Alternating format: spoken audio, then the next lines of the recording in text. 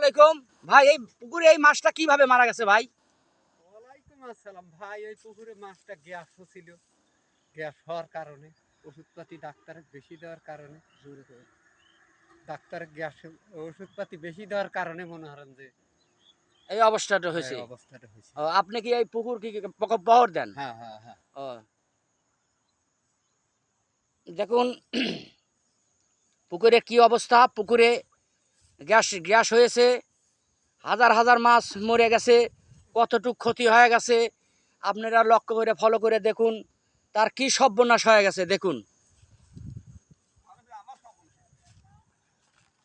বিরাট একটা পুকুর, মাছ গ্যাস উঠেছে। 70 বিঘা এই একজন বলছে 70 বিঘা গ্যাস উঠেছে পুকুরে। নিম্নে 300 মাছ মারা গেছে।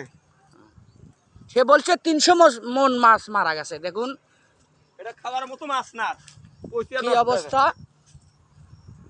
4 কেজি 5 কেজি ওজনের সব রুই, গ্লাস কাপ, 8 কেজি করতে না 8 কেজি 9 কেজি ওজনের পুকুরে গ্যাস উঠছে।